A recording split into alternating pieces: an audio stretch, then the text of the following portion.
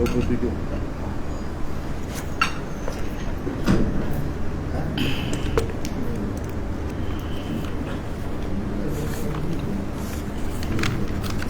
So, 27.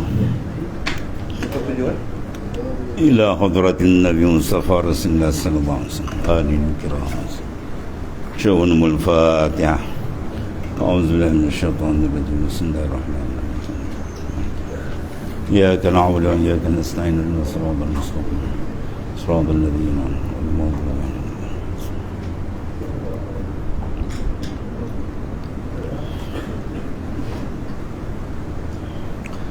Bismillahirrahmanirrahim.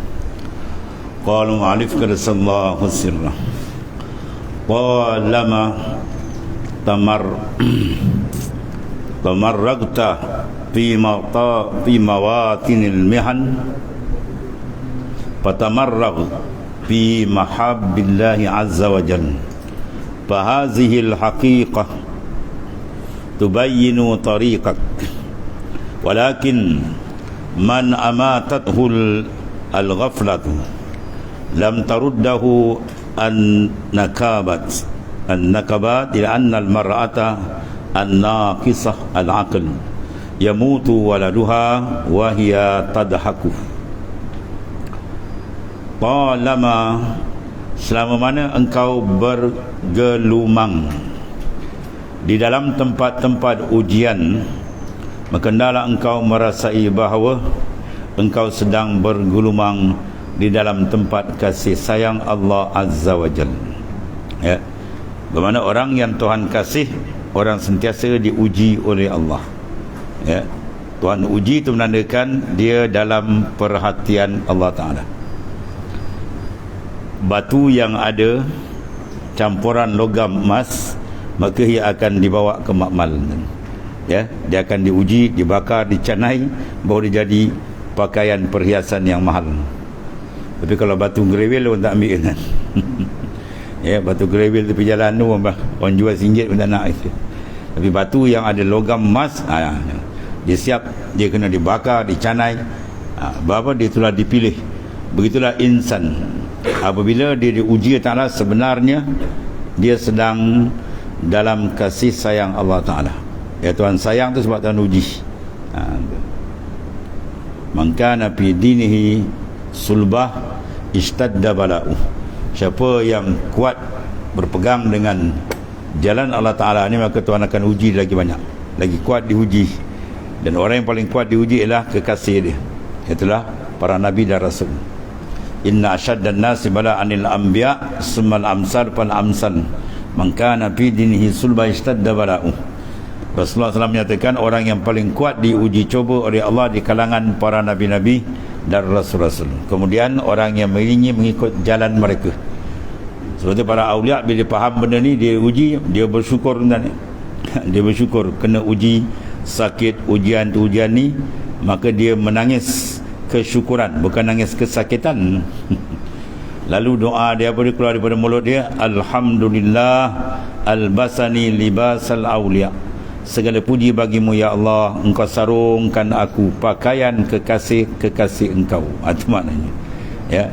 Siapa yang boleh memandang ujian ialah sarungan pakaian kekasih Allah, Masya Allah, orang tu akan jadi orang pilihan Tuhan. Ya.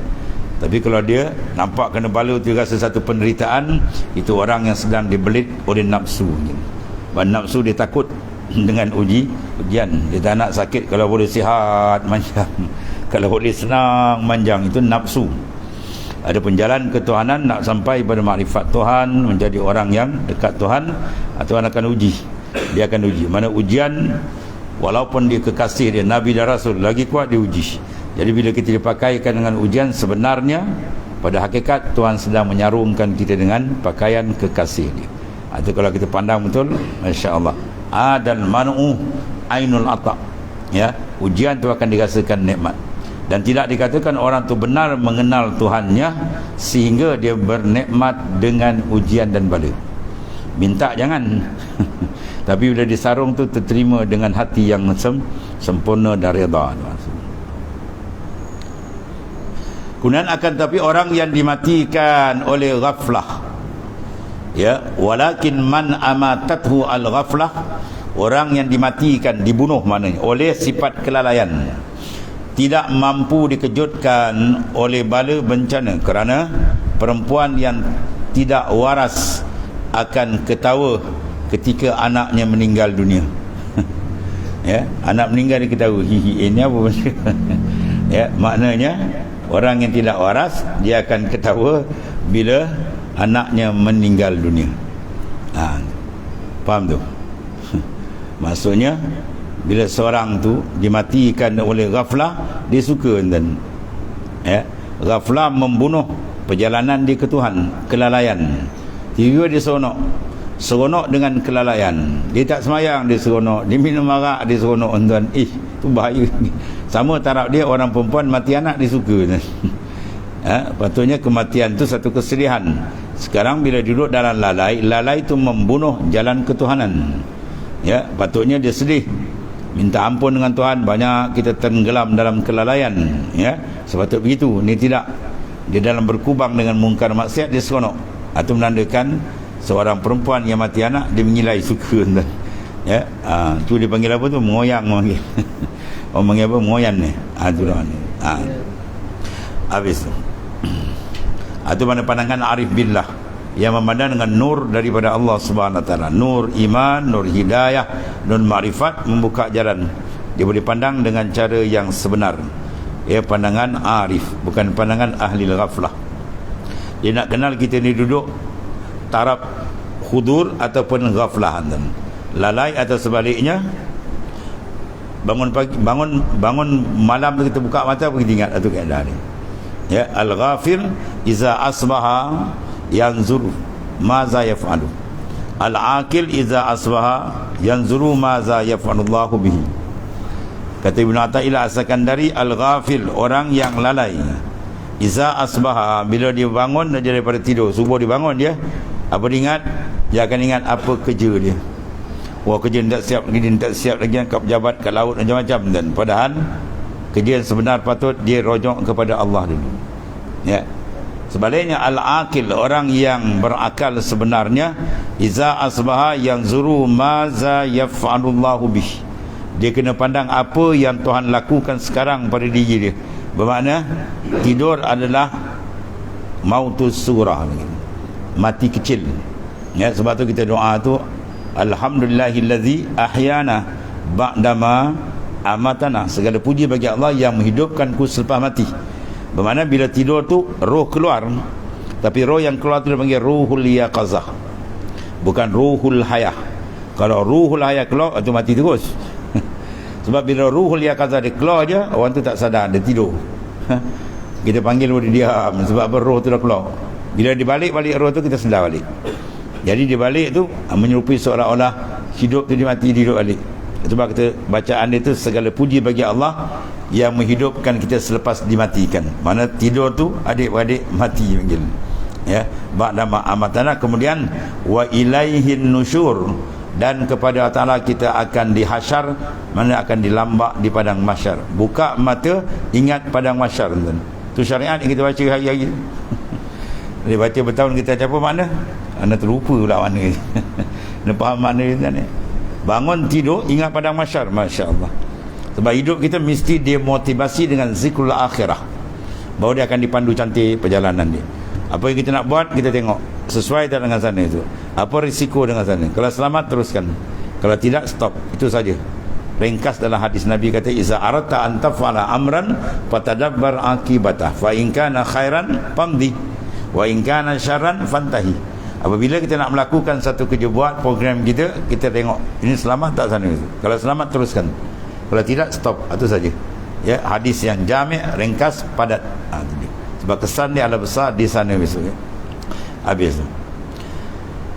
Sebaliknya orang yang maknanya tidak ghaflah, tidak lalai, dibangun, diingat, maknanya nikmat besar, Tuhan sambung balik.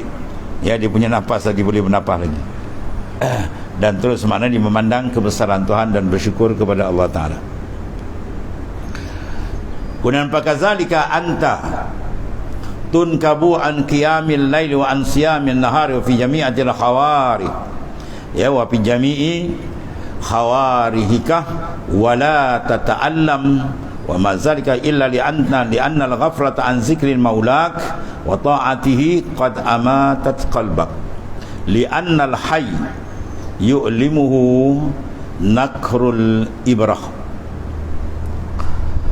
Maka demikianlah kata Syekh Ibn Athaillah As-Sakandari radhiyallahu an, engkau ditimpa musibah dengan meninggalkan qiyamul lail. Allah malam kalau tak bangun qiyamul lail, tuan-tuan, kurang-kurang 2 rakaat bangun. Kalau tidak, itu dipanggil satu musibah telah kena kat kita. Iza lam taqwa ala qiyamil lail wa siyamin nahar fa'lam annaka maqbulun qad qabbalatka hatiatu. Bila kamu tidak mampu nak bangun pada waktu malam, pukul 3, pukul 4, habis-habis pukul 5.30, pukul 5 kan, tak bangun juga, ya, sampai gombang baru dia nak bangun kan. Patutnya bila kita dengar terahim tu, kita dah malu kan. Orang dah ada atas masjid, dah baca tarhim, kita dah bergulung lagi kan. Ya, bergulung lagi dengan selimut. Oh, malu kita dengan Allah Ta'ala. Patut begitu. Ini tak, baru terahim, belum azan lagi. Orang azan belum kamat lagi gitu kan. Orang dah semayang kan, mata lagi belum terbit gitu. Tu bisikan apa tu? Syaitan bisik kat telinga dia, lailun tawil, lailun tawil. Apa dia kata? Malam panjang lagi, tidurlah. Orang lain tidur. Patutnya bila kita buka aja mata, dalam hadis kan, barang siapa yang terjaga malam, dia buka mata pukul 4.30 ke, pukul 4 ke, pukul 3 kan, dia tak bangun 4.30, pukul 5 tidur balik, fabala syaitanu fi uzunai. Tu hadis Rasulullah SAW. Syaitan akan kencingkan 2 telinga dan ya, kalau ingat tu bongkar cepat bangun. Semayanglah walau 2 rakaat, ambil semayang 2 rakaat, ya. Minta hajat ke sebagai, tidur balik, tidur lagi kejap, paling tidak pun 2 rakaat buat, ya. Jadi kalau kaedah dia, satu kata Syekh Daud At-Tai, iza lam taqwa ala qiyamil lail wa siyamin nahar fa'lam annaka maqbulun qad qabbalatka hatiatu. Bila kamu tak mampu nak bangun malam, dia dah dengar ada banyak kuliah, banyak ceramah, kelebihan bangun malam ni, masya Allah. Orang yang mengekalkan qiyamul lail, dia terlepas dari azab kubur. Besar tuan-tuan ni, azab kubur besok malaikat tanya takut dia tak boleh jawab, tapi lepas Allah Ta'ala bagi pertolongan dia besok, ya, kalau dikekalkan qiyamul lail. Habis dia nak bangun malam tak boleh, dia nak bangun berpusing. Dia nak bangun ni, dah tahu kelebihan banyak tapi berat tuan-tuan. Satu. Kemudian puasa pula siang hari, wasiyamin nahar, puasa Senin, puasa Khamis, puasa Abiyat, puasa Aswad, banyak kan puasa tu. Dia nak buat tangguh, minggu depan lah buat, minggu depan sampai Ramadan balik. Ya, apa sebab tu? Nak bangun malam tapi tak mampu, nak puasa siang tak dapat juga puasa. Sebenarnya apa, fa'lam annaka maqbulun qad qabbalatka hati'atu. Sebenarnya kamu ditambat, yang menambat kamu khati'ah, mana kesilapan dan dosa yang kamu lakukan. Ya, inna sikala zunub yamna ila masyila ta'atillah. Sungguhnya berat dosa, dia tekan kita tu, dia nak bergerak rohani tak boleh kan. Macam trailer kan, bawa barang berat, dia naik bukit tu, basikal boleh potong. Basikal boleh potong sebab berat. Bila berat sangat dengan tuntutan nafsu yang menipu kita tak habis-habis kan, lagi tidur lagi dia kata kan, sehingga tak mampu nak buat, maka sedarlah kamu sedang ditambat. Qad qabbalatka hati'atuk, yang menambat roh kalbi kamu tadi adalah khati'ah. Jadi jalan dia apa? Kerat. Tambatan tu kerat, peri je tahun lagi. At-taubah, al-istighfar. Sebab tu kalau belum tidur kita istighfar 70 kali ke, payah ke 20 ke, payah 10 kali lah contoh kan, betul-betul insya-Allah malam dia ingat bangun. Sebab bila kita istighfar, berat dosa-dosa itu akan jatuh. At-taib minaz-zam kamalan zambalah. Orang yang bertobat dari kesilapan dia seolah-olah tak ada dosa, kayauma waladhu ummuh, macam dia lahir perut ibu bersih. Itu tawaran besar daripada Allah Ta'ala, ya. Jadi kita sebelum istighfar, insya-Allah dia ingat. Tuan boleh rasakan dia bangun malam kan ingat dia bangun. Ya, bila kita belum tidur kita istighfar, ya, paling tidak pun 10 kali kita istighfar, insya-Allah malam tu dia ingat. Jadi maknanya kalau sekiranya engkau ditimpa musibah, mana meninggalkan qiyamul lail, ya, malam dia tak bangun, kemudian puasa sunat di siang hari, ya, payah dia nak buat ni, dia dah tahu, dah belajar tapi rasa berat. Cek sebenarnya menambat kita tu. Dan meninggalkan taat pada semua anggota, namun engkau tidak merasa sakit. Sepatutnya apabila terkena ni dipanggil maradul qalb, penyakit dalaman begitu. Ya. Bila orang sakit, macam mana keadaan dia? Dia tak boleh buat kerja berat tuan ni, sakit, demam, nak bangun pun bahaya. Begitulah rohani bila demam, tanda dia senang dia. Bila tak mampu nak buat malam, nak bangun siang, nak puasa sunat, ibadat payah nak buat, itu sedang dibelit. Ya, maka segera mana kita putuskan. Ya, dengan istighfar dan taubat kepada Allah Subhanahu Wa Taala. Habis. Kemudian tidak berlaku hal yang demikian melainkan sesungguhnya kelalaian daripada mengingati Tuhanmu. Sebab dia pusing balik dan zikir kena banyak. Ya, zikir dia ketuk pintu hati. Karat-karat kelalaian akan terang. Cermin bila kita lap-lap dia akan terang, cantik. Dah senang kita memandang, kan? Kalau kita bawa kereta tuan-tuan, kalau cermin dia kabur jangan sukar. Kadang-kadang habis dia boleh aksiden, bertempur macam-macam. Side mirror dia pula tak apa clear, bam tercabut bonet belakang. Bumper belakang tercabut. Apa? Cermin tak clear. Begitulah cermin qalbi. Ya, kita kena sentiasa clearkan dia. Lap dia dengan istighfar wa taubat, insya-Allah terang. Bila terang, senang berjalan dan ringan. Rohani kita akan ringan mengerjakan perintah Allah. Ya, apabila terang, maka selalu kita gosok dan lap dia ni. Lap dengan apa? Istighfar wa taubat. Itu saja, dua besar tu. Alat penyuci yang Tuhan beri peri je. Melainkan sesungguhnya kelalaian itu mengingati Tuhanmu dan meninggalkan ketaatannya telah mematikan hatimu. Kerana orang yang hidup pasti merasa sakit dengan tusukan jarum. Kita ambil jarum, peniti kita cocok, pom, terangkat intan. Sakit kan? Sebab apa? Sebab dia punya apa? Jasad hidup tidak lumpuh. Ya. Kalau dia lumpuh tercocok, apa tak rasa dan saja je. Begitulah qalbi. Bila qalbi dia hidup, ya, dia akan ada berasa benda ni. Buat taat dia rasa sedap, terkena maksiat dia rasa tak sedap. Itu tanda hidup hati dia. Ya, man sarrathu hasanatu wa sa'athu sayi'atu, ya, fahuwa mukmin. Barang siapa yang kebajikan dia buat tu dia rasa seronok, satu, dan bila terkena kesilapan dia rasa takut, maka orang tu sebenarnya iman dia kuat. Itu maksudnya. Dia kata buat ibadat tak ada rasa apa, kena maksiat pun tak ada rasa apa, itu bahaya. Takut rohani kita lumpuh. Bandingan ni macam jasad, bila dia lumpuh tak ada apa, dan cocok apa tak rasa. Ya, kalau dia rasa nandakan dia hidup cantik, ya, sihat dia, kesihatan dia cantik. Begitulah kesihatan roh atau kesihatan qalbi kita, bila dia ada dua konteks. Bila dia buat taat dia rasa puas hati. Ya, orang dulu kan, orang tua lah kita berbual kan, dia bila buat sawah padi je ni, ya, dia rasa seronok bila tahu alhamdulillah, seronok apa? Tahun ni dapat keluar zakat ni.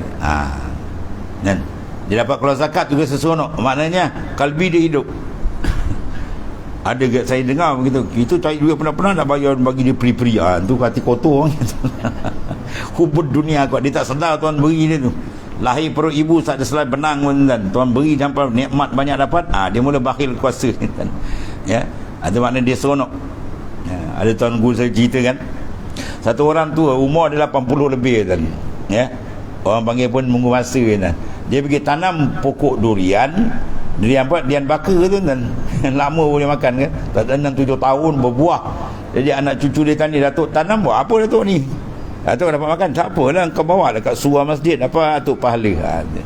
Orang dulu lain kan, dia tanam dia nampak pahala. Orang sekarang belum beli benih dia nampak ni.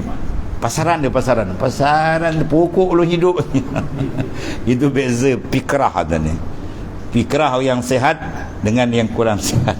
Yang sehat rohani lain pemikiran ni. Kalau rohani dia kurang sehat lain cara dan ni. Sebab dia akan buat, dia akan nampak sana. Ya, sebab rangkaian kita ke sana adalah rangkaian yang sangat penting diberikan perhatian. Sebab ruang kita peluang ni sekali je ni. Kalau kita tanam pokok misalnya tak hidup ke, tak bersawah padi tadi, kita boleh buat postmortem semua, berubah cara tu. Tapi yang ni tak ada kan, dia jarang sekali ni umur kita ni. Dia tak pusing lagi dah ni. Yang sakit-baki berapa umur wallahu alam tinggal kan. Tapi esok lusa wallahu alam. Ya, maknanya sentiasa ingatkan zikrul akhirah. Ya. Sebab kalau dia lupa dia tak bahaya. Dalam syair dia punya sammir wala tazab zakiran mau tipanisyanuhu dhalalul mubin. sensing tangan baju kamu. Mana kinayah nak buat kerja urusan besar kita dengan Allah Ta'ala ni, ialah kena bersungguh. Kemudian pemangkin dia apa? Wala tazal zakiral maut, jangan kamu berani lupakan kematian. Sebab tipanisyanuhu dalalun mubin, lupakan kematian adalah sesat yang cukup terang. Tuan-tuan tengoklah orang yang tak kenalkan jalan ketuhanan, suah masjid pun dia tak kenal, tonton cerita mati ke dia terperanjat dia tuan. Cerita mati, orang projek banyak tak siap lagi. Macam dia seorang ada projek, orang lain ada projek juga. Ya, atau bila dia benda dia tutup kalbi kita bahaya. Sebab kalbi, center kita semua nak betulkan dalam tuan. Di dalam kalau cantik, lain clear. Kalau dalam pom bosak je habis tuan. Ya, enjin kalau dia jam habis, tak ada makna dia spray kereta baru untuk dia jalan buat apa tuan. Ya, dalam betul Nabi dah pesan kita tu, bila dalam sihat semua sihat. Inna fi jasadi ibni adam mudghah iza saluhat saluhat sa'ila kullu wa iza fasada sa'ila ala wa qalb. Dalam jasad anak Adam seketul daging, bila dia baik semua baik, bila dia rosak semua rosak. Itulah qalbi, hati manusia. Ya. Hati baik apa? Dia kenal Tuhan dia. Dia kenal tanggungjawab dengan Tuhan dia. Dia tahu dia hamba, abdi kepada Ta'ala. Itu hati yang baik. Kalau hati yang kurang, dia tak kenal, dia tak perasan dia tu menumpang. Dia menumpang muka bumi Allah Ta'ala, dia tak perasan. Rezeki yang dimakan, dia tak perasan dari Tuhan. Ya, sebab Tuan Guru saya dia pesan, kau jangan buat tak perasan dengan Tuhan. Dia punya pesan tu takut. Kau jangan berani-berani nak lupakan Allah Ta'ala, dia kata. Ya. Dia pesan kita 2-3 patah tu. Para wali dia pesan 2-3 patah, kita ingat sampai mati je. Ya. Sebab apa? Dia keluar daripada qalbi dalam. Ya. Kita kadang keluar, orang masukkan telinga, buat dia keluar dari lain. Ya, bila dia bercakap tu ada campur nafsu ada lain sikit. Orang mendengar kadang sedap tapi dia masuk ni. Para aulia dia cakap dia dalam, sebab benda terkejun dalam terus. Ya. Sepatah dua nasihat tu kita ingat sampai mati nak ni. Kau jangan berani-berani nak lupakan dia. Ya. Kau jangan buat tak perasan dengan dia. Dia punya cakap tu lain macam. Ya, mengembang bulu gemuk dia tuan-tuan ni. Allah karim. Habis. Jadi orang bila tusukan jarum tercocok dia saja dan maknanya sudah lumpuh. Ya, begitulah maknanya qalbi. Bila ditusuk pum dengan maksiat dia tak rasa apa tuan. Tu cek baliklah. Cek balik sebab rawat balik cepat. Jangan dimelarat tuan. Ya. Jadi dia biar ada rasa tu. Buat taat dia rasa sempurna, dia rasa lazat, dia rasa puas hati. Walaupun mengorbankan masa dia, mengorbankan tenaga dan sebagainya, tapi dia puas hati sebab dia dapat menarik keridaan Allah Ta'ala. Begitulah sebaliknya. Kemudian walau qutti'tal mayit bisuyuf lam yata'allam fa anta hayyun bil jasad mayyitul qalb. Allah.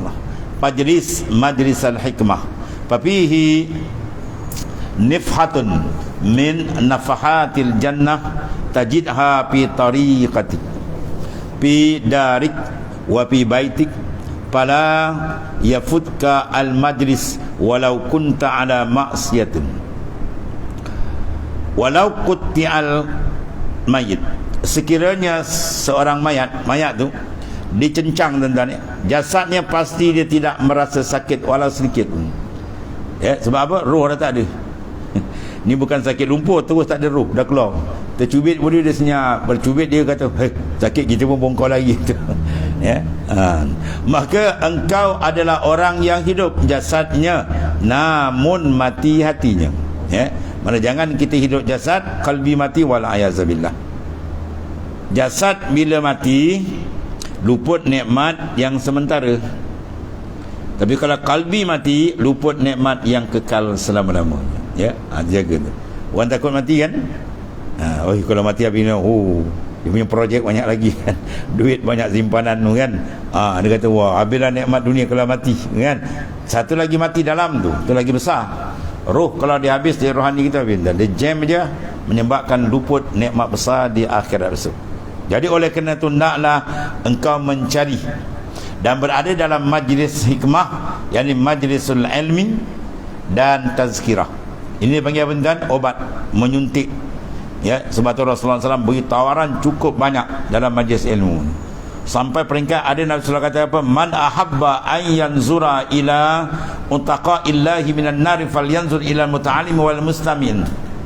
Barang siapa yang minat, suka nak tengok wajah-wajah insan yang akan dilepaskan daripada azab di akhirat, sila tengok pada orang yang duduk dalam majlis ilmu, yang menyampaikan ilmu, yang cari ilmu. Sebab al-ilmu nur, ilmu tu cahaya. Dengan adanya tembakan daripada cahaya Al-Quran, hadis Nabi dan kalam para awliya, hati kita akan terang.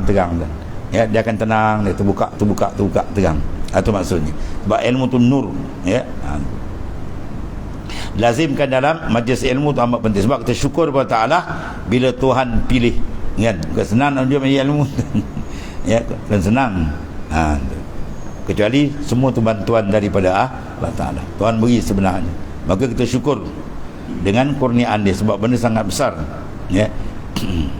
Dan dalam engkau mencari dan berada dalam majlis hikmah, mana majlis ilmu dan tazkirah, mana dia memberikan peringatan, maka padanya terdapat dia panggil nafhah. Ya, ada dalam dia nafhah. Apa nafhah? Hembusan daripada hembusan syurga. Maksudnya apa tu? Dalam majlis ilmu ada hembusan nafatul jannah, mana hembusan yang membawa kita ingat dan menunjuk jalan kita kepada syurga. Ini berdalilkan dengan hadis Nabi, likulli syai'in tariq wa tariqatul jannah al-ilm. Tiap-tiap satu ada jalan dia, mana ada kafiat dan atur cara dia. Kita nak buat rumah, ada cara ilmu buat rumah. Kita nak ke laut, ada ilmu ke laut. Segala bidang kita nak masuk, semua ada dia punya apa? Cara dia. Maka cara nak ke syurga adalah al-ilmu.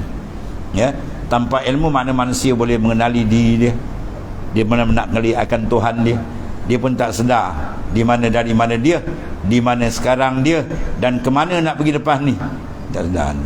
Ya, dia hanya malaikat maut datang pada sentar tu. Ya, baru diminta, Rabbi laula akhartani ila ajalin qarib. Ya Allah, berilah tempoh sikit lagi, kami nak buat amal lah. Itu tak ada dah. Dan orang macam Tuhan akan jawab dalam surah lain. Tuhan kata apa? Lau ruddu la'adu ila manuhu. Ni muka ni kalau aku balik ni ulang balik perangai ni. Itu perangai manusia. Sebab nama kita tu lah lain kan. Insan ni diambil kalimah apa? Nasya. Nasya yansi nisyanan. Maknanya lalai. Nama kita pun lalai. Sebab tu dia perlu pada tazkirah. Fazakir fa inna zikra tamfa'ul mu'minin. Banyaklah kamu tazkirah sebab dia memberi manfaat kepada orang yang beriman kepada Allah SWT. Sebab dalam bab ni tuan-tuan cukup banyak yang Allah berikan, maknanya tawaran, dan hadis Rasulullah SAW cukup banyak. Ya, supaya suntikan tu ada. Pasti engkau akan mendapati sentiasa wujud di jalanmu, ya, dan di bilikmu, di rumahmu. Maka jangan sekali engkau biarkan dirimu ketinggalan dalam majlis ilmu, mana majlis hikmah dia, walaupun engkau masih melakukan maksiat. Ya, syaitan pandai tu ni. Kau pergi mengaji maksiat, buat juga. Kau belajar je, perangai tak ubah. Tu syaitan bisik kan. Bukan senang nak repair benda tu. Ya, paling tidak boleh dengar satu kalimah, ya, mana air menitik lama-lama, batu pelekuh kan. Kita ada dua ulama besar fiqh kita kan, Syekh Ibn Hajar dengan Syekh Ramli. Di satu angkatan. Ya. Jadi Syekh Ibn Hajar dengan Syekh Ramli. Syekh Ramli ni bila belajar di tempat dia mendahului, ya, mencecah darjat ulama besar. Syekh Ibn Hajar lambat sikit. Akhirnya dia macam nak putus asa, dia masuk ke gua. Dia masuk gua, dia tengok air menitik kan. Tengok batu tu lekuk. Batu sekeras ini oleh kerana istiqamah air lembut, Allah Ta'ala jadikan ada kesan berubah lekuk. Dia patah balik kan. Dia speed balik mengaji, pum, lagi tinggi daripada Ibn Hajar martabat. Sebab tu kalau kita dalam mustalah fiqh, bila bertembung dua pendapat antara Ibn Hajar dengan Syekh Ramli, maka ditakdimkan oleh ulama fiqh akan mazhab Syafi'i akan pendapat Syekh Ibn Hajar. Makna lebih dan ni. Tapi dia punya karamat banyak dan macam-macam. Jadi Syekh Ibn Hajar dia orang disusah sikit. Syekh Ramli ni agak kaya sikit. Jadi isteri Ibn Hajar kan, orang perempuan, agak dia tengok kawan dia pakai gelang ke apa. Dia tengok Syekh Ibn Hajar dia kaya, kata abang tak ada, kata buat carilah, dia kata gini-gini kan. Syekh Ibn Hajar kata macam ni, dia bawa kat telaga yang tinggi, dia pun cedok air, dia panggil bini tengok, dia pun angkat dia air dalam baldi tu, pum, bertukar semua jadi emas. Nak, kalau nak ni ambil, balik mamak dia. Ya, nak ni ke nak abang hajar. Bila kata tak nak nak abang hajar. Dia tahu rupa lelaki dia wali besar. Dia tak nak dia kata. Nak diangkat air, diangkat pam, bertukar tu kan. Itu karamatul aulia. Ya, dia sampai taraf kun fayakun. Bukan kun fayakun macam Tuhan bukan. Maknanya kena dia pam, Tuhan jadikan. Lau aqsama la abarra. Ada peringkat orang taraf tinggi dengan Tuhan ni, apa diminta pun Tuhan tu. Ya, jadi terus diangkat air dari emas tu pun tak terpeganjak bini. Pilih dua, nak ni ke nak ikut dia. Tak nak abang hajar kita boleh tahu. Dia tak kenal rupanya dia punya suami tu wali besar rupanya. Ulama besar, wali besar, masya-Allah. Ada nak ceritakan apa? Istiqamah, masya-Allah. Dalam bab ilmu kan. Kena pala takul mal faidah. Ini bisikan syaitan ni. Pala takul mal faidah fi huduril majlis wa anna a'si wa ana asir rabbi wa la aqdir ala tarkil ma'asi bal ala ram ya an yarmiya fa illam ya'khuzil yaum ya'khuz ghadan. Maka jangan engkau berkata, ya, apa faedah aku menghadiri majlis ilmu, majlis hikmah, sedangkan aku masih lagi melakukan maksiat. Pergi belajar pun maksiat buat juga, tak ada faedah. Jangan jangan kamu tertipu dengan bisikan ini maknanya, ya, terhadap Tuhanku. Ya, aku pergi belajar tapi ulang alik masjid surah, pergi belajar mendengar tapi maksiat tak berubah, dan aku tidak mampu meninggalkan maksiat. Itu bisikan nafsu tuan, ya. Bahkan wajib kata kamu atau penembak untuk terus menembak, pemburu terus buru walaupun tak dapat. Jika tak berhasil hari ini, mungkin berhasil pada hari ya, mana kau tak berubah begini, insya-Allah masa akan datang ni berubah sikit-sikit. Ya, itu maknanya apa? Istiqamah dalam majlis ilmu itu satu karamat besar, tuan-tuan. Ya, sikit-sikit insya-Allah dia akan ketuk pintu hati tadi. Yang jauh makin dekat, yang gelap makin terang mana. Ya, yang sama tu makin jelas. Itu di antara suruh kita syukur wa ta'ala supaya istiqamah dalam mana-mana majlis ilmu.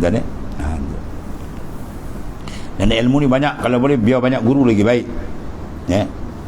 Syekh Abdullah Al-Mubarak, seorang ulama besar, wali besar, muhaddisin, ulama hadis. Guru dia, tuan-tuan tahu berapa orang? 3,000 orang guru, bukan nak murid. Kita nak murid 1,000 rasa ramai. Syekh Abdullah Mubarak guru dia kan 3,000 orang, masya-Allah.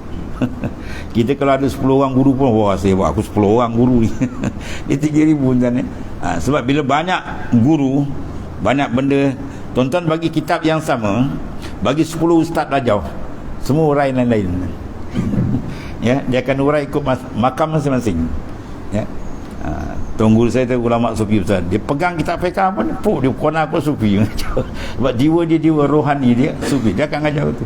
Kalau ulama fiqh lah, kerana berita tasawuf dia kena aku fiqh. Jadi bila kita banyak guru, macam-macam pengalaman kita ada.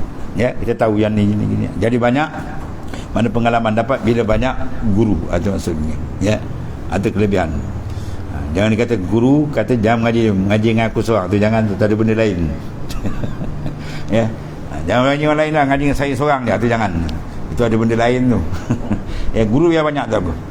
Ya, kalau mursyid seorang tak apa. Murabbi, kita tengok rohani kita yang mana memimpin. Kadang tarekat banyak dah ambil, tapi kita tengok konteks mana rohani yang boleh memimpin mursyid betul. Rabita kita kuat, apakah itu? Itu satu, rohani satu tuan. Kalau ilmu banyak, biar banyak tak apa. Sebab pendedahan input banyak kita dapat. Itu di antara apa? Bisikan yang kita kena tolak.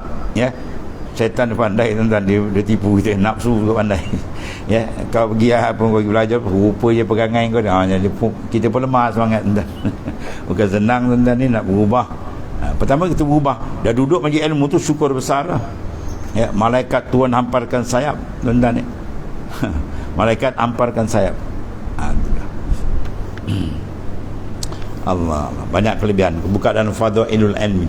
Orang tu ilmu, dan kalau dia berjalan kat kubur tu, iza marral muta'allim ala tilkan makbarah, bila mu'alim orang tu ilmu dia berjalan kat kubur tu, dia angkat kubur tu punya seksa 40 hari tu. Dia belum jadi alim lagi tu. Dia pergi belajar, suruh ke masjid belajar, dia lalu kubur tu, seksa kubur tu terangkat tu. Itu kelebihan ilmu. Tapi jangan tuan jaga, anak dahulu terangkat syekh kata, wah ini lain macam giar. Sebab tu orang tua-tua dulu, rahsia dia kadang-kadang dia bayar tanah kubur tu kat masjid, dia bayar kan. Dia nak kuburkan masjid. Sebab apa?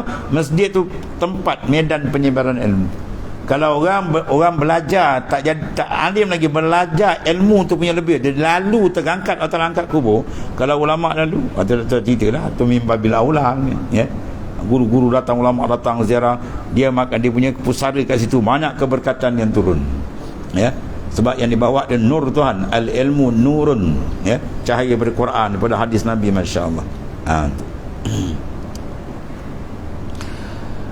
Dan satu lagi tengok, i'lam ya haza iyyaka wal ma'siyati faqad takunu sababan li tawqifir rizq fatlub minallahi at-taubah fa in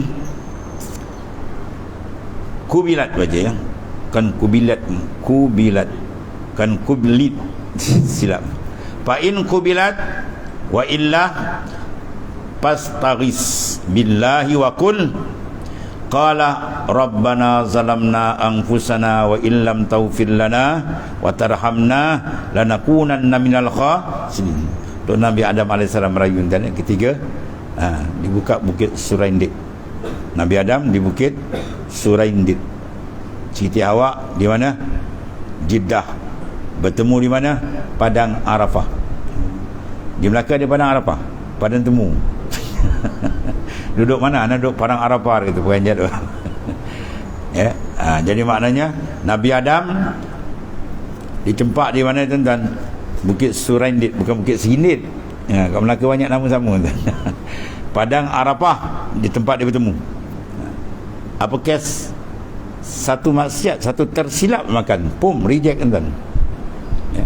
Dah duduk dalam syurga, tertendang keluar. Tapi itu hikmat lah. Kerana Nabi Adam tak makan pula, kita pun tak ada.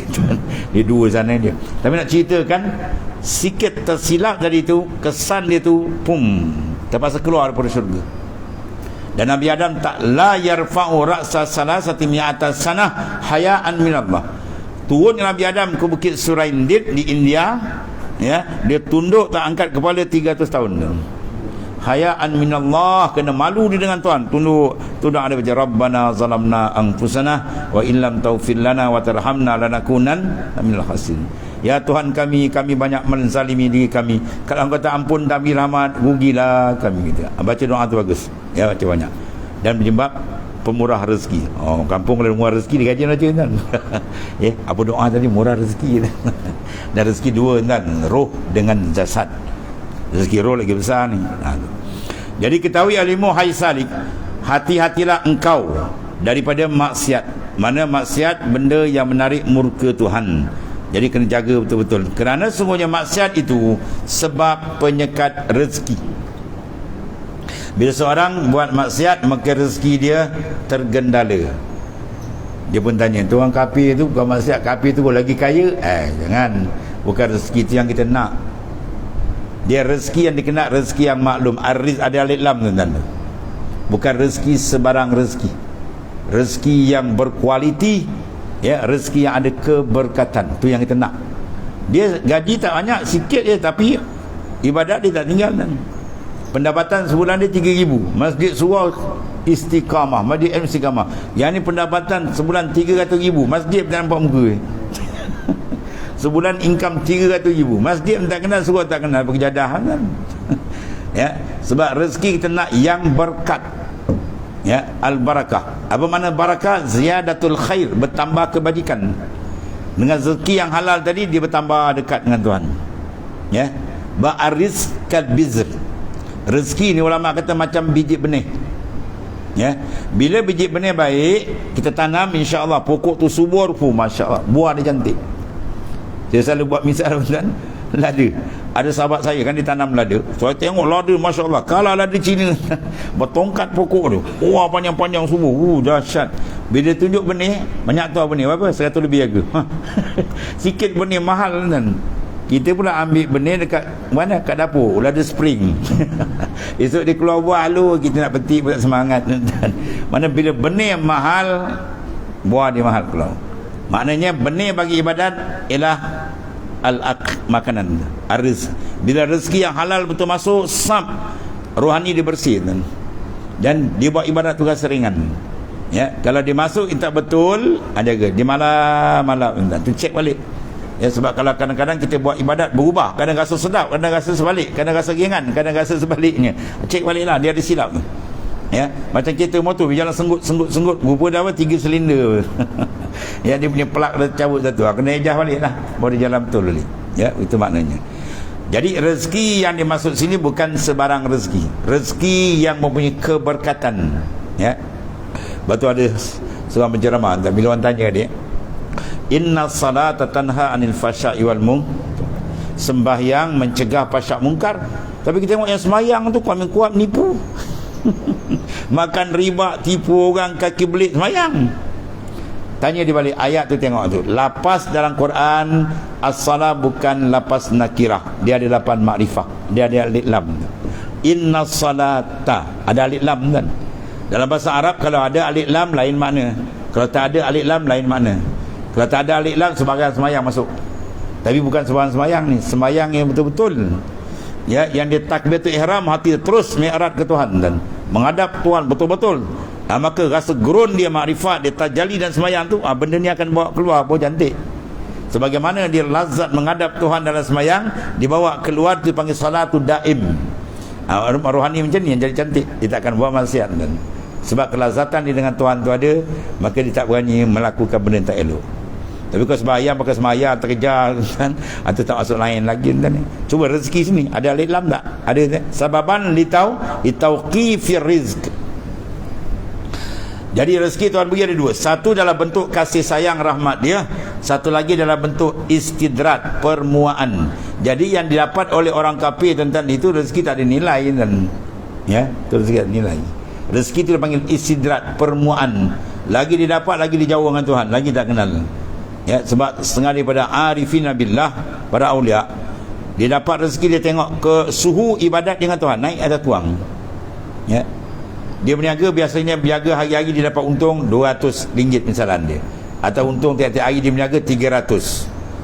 Ya, ibadat dia cantik, malam tahajud aja, baca Quran dan semua, alhamdulillah. Tiba-tiba satu hari malam tu dia jam. Tahajud tak bangun, Quran tak baca, zikir pun tak bawa. Tiba-tiba dia niaga besok pagi dapat untung 1,000. Ya, 1,700 lebih kan. Dia tak berani ambil kan. Dia tak berani ambil. Dia tak kata haram, tapi tak berani ambil. Sebab apa? Dia takut istidrat, permuaan. Dalam keadaan kita lalai, dia lambatkan rezeki, itu bahaya kan. Ya. Mana dia cek. Yang tak cerdik pula, kalau bahasa halus sikit, yang bahlul ni. Kau semayang pun tak kaya je. Aku tak semayang kaya. Itu bahlul ni. Dia tak tahu rezeki tu ada dua sudut. Ya. Kita dilimpah, diberikan nikmat, banyak pemberian, dalam keadaan kita jauh, itu perangkap tuan-tuan. Dipanggil sanas rajrijuhum min haitsu la ya'lamun. Quran sebut Tuhan akan muakan dia dalam keadaan dia tak perasan. Macam kita mancing ikan kan ya. Dia terpancing ikan terik, kita tak sentak, kita ulur lagi. Dia pancing kat bibir, lala dia telan masuk dalam perut. Itu kalau sentak insya-Allah tergantung tu. Ya, dia telan. Nanti kita tengok. Ya, biar Tuhan bagi, kita tengok kat mana dia pergi. Qalbi kita kat mana tuan? Kalau alhamdulillah makin dekat dengan dia, alhamdulillah. Itu nikmat zahir batin. Ya, itu maksud dia. Jadi kalau sekiranya kita tengok dengan maksiat tadi, rezeki yang betul-betul ada keberkatan tu dah berkurang tuan ni. Maka tuntut taubatlah, cepat-cepat istighfar balik kepada Allah, minta maaf balik. Jika diterima maka syukurlah, dan jika tidak diterima maka mohonlah pertolongan daripada Ta'ala dan doalah doa ini. Berdoa yang paling baik doa yang datang dalam Quran, kemudian daripada hadis sahih, kemudian daripada para aulia. Ya, ni doa daripada Quran tu sendiri. Ya Rabbana zalamna anfusana wa illam taghfir lana wa tarhamna lanakunanna minal khasirin. Ya, doa ni kalau banyak baca tuan, insya-Allah doa dosa kita diampun, ya, jiwa dia akan ditenangkan, dan hajat insya-Allah dikabulkan oleh Allah Subhanahu taala. Ya, di antara penarik rezeki yang keberkatan ialah membanyakkan istighfar. Bila orang istighfar, dia dapat kasih sayang Tuhan. Dan dapat kasih sayang Tuhan, masya-Allah, ya, Tuhan akan berikan limpahan rezeki yang banyak, mempunyai keberkatan dia. Itu di antara dia lah. Jadi maknanya tuan pengarang apa? Dia bagi kita apa? Alat nak check balance rohani kita kat mana tuan? Ya, kalau dapat ni kat mana dia? Kalau cantik, alhamdulillah. Ya, kalau tidak, maknanya ada satu tawaran khas daripada Allah Taala, cara kita memohon ya keampunan yang ditunjukkan kepada Nabi Adam alaihissalam, datuk kita. Dan kalau minta ampun ke doa pula pakai tawassul lagi baik, tuan. Bertawassul dengan baginda sallallahu. Sebab Nabi Adam datuk kita sendiri bertawassul. Fatawassala Adam min zambihi faqad ihtada man yaqtadi bi abihi. Fatawassala Adam, Nabi Adam sendiri bertawassul ya dengan kesilapan satu yang maklum tu. Dia tengok ke syurga, nampak terpampang nama la ilaha illallah Muhammadur Rasulullah. Nama siapa yang kau gandingkan dengan namamu ya Allah? Atalah kitalah nama Habib, kekasihku. Bila dia kata kekasih, maka Nabi Adam tadi minta doa bertawassul, ya kau ampunkan kesilapanku dengan keberkatan nama itu. Kata patawassala Adamun min zambih, Nabi Adam bertawassul, memohon keampunan dengan tawassul. Maka faqadih tada ma yaqtadi bi abihi, mendapat hidayatlah orang yang meniru cara datuknya Adam. Ya, sebab kita minta doa, ya Rabbi bil Mustafa baligh maqasidana waghfir lana ma madha ya wasi'al karim. Itu tawassul ya. Ya Rabb, wahai Tuanku, ya Rabbil Mustafa, dengan aku bertawassul dengan keberkatan kemegahan Al-Mustafa, iaitulah Rasulullah SAW. Baligh maqasidana, sampaikanlah segala hajatku.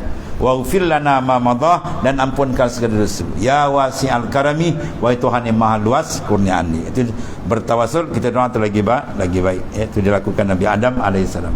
Kemudian wala takun kaman ilahi wallah. Bismillahirrahmanirrahim. Alhamdulillah.